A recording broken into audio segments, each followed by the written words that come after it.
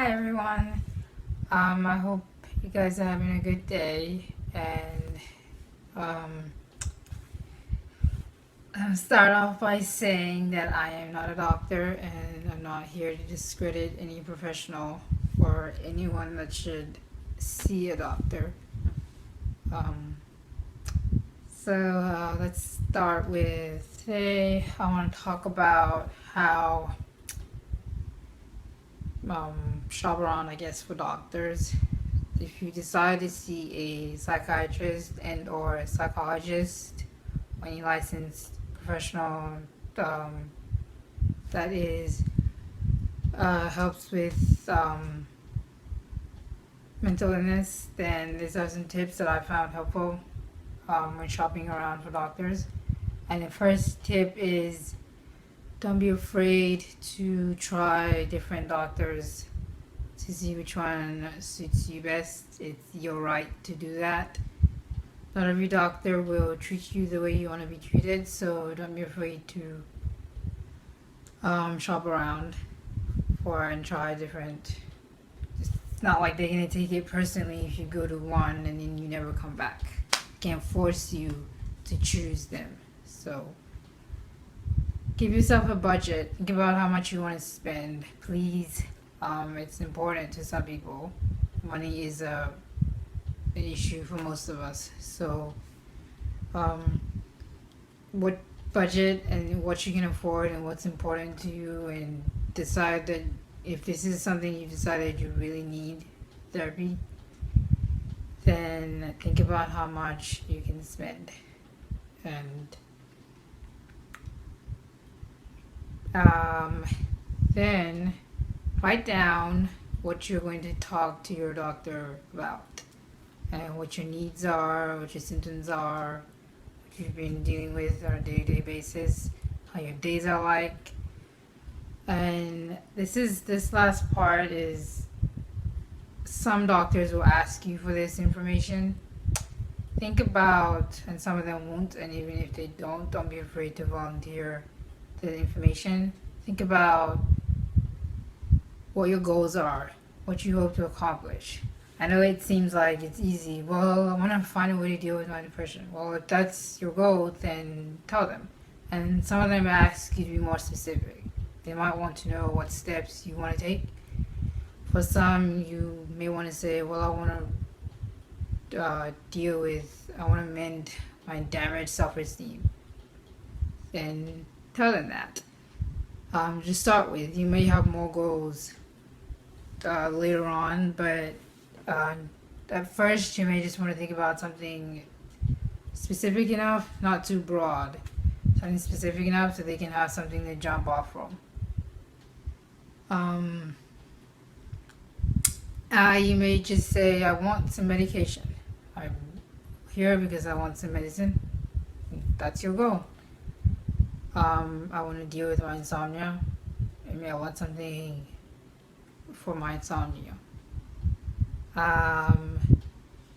You may want to say one of your goals may be, I want to have better relationships with the people around me, because depression has probably destroyed some of your most important relationships. So you want to try to fix that. Go in with, shop around, think about your budget, go in with a specific goal in mind, and whatever you want to talk to he or she about. And try to stay organized with your thoughts, and it makes their job easier if they know how to help you, and in the long run, they'll give you better advice. I found that if you're haphazard with what you need when you go in, the next time, subsequent times that you go in, you won't be able to make the best use of the time you have with them. You'll have random conversations and you're paying them. You're not there to talk about the weather.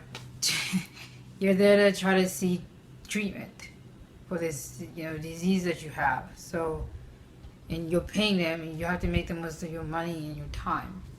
And so if you give them something to jump off of, they can help you better when you come in. And if it gets to the point where you actually have to write down what you're gonna say every session, No problem with that. They're not going to say, "Oh, why are you reading from a notebook?" They're probably going to be more appreciative if you look like you're organized, because it'll help them. You're not doing their job for them. What you're doing is you're making it easier on you, actually, because you're making it easier on them. And if you make it easier on them, then both of you will benefit. It's a win-win situation. If you go in organized and you know what you're going to talk about. Some of them even may give you homework. When I say homework, I mean they may give you something to do when you leave them, to have prepared when you come to the next session. It's good for you.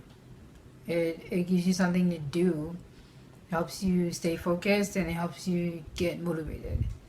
And you'll come up with an action plan as you go on what we're going to do, how you're going to seek treatment and cope.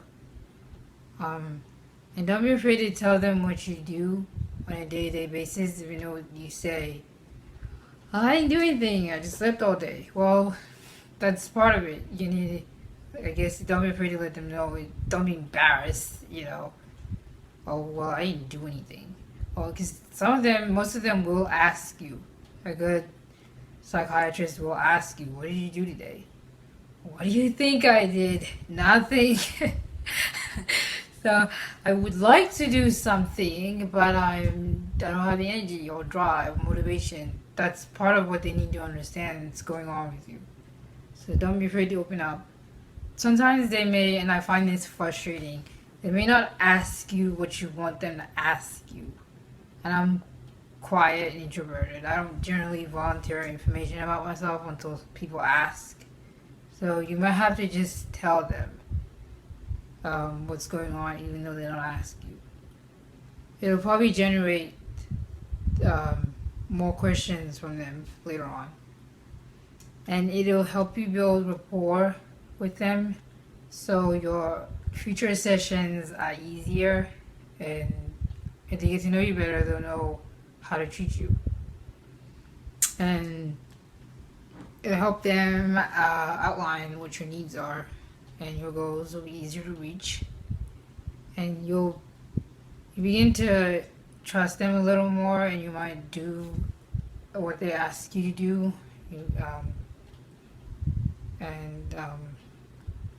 Yeah, so those are just some tips on how to, I guess, what to do, if you decided to go see a doctor to get treated for depression. Alright, let me know if there's anything that you guys have tried that I haven't mentioned, because I am willing to try any new suggestions that I haven't, because we're all in this together and we're here to support each other. So I hope you enjoyed this video, and thank you for watching, and good luck in your fight. Bye.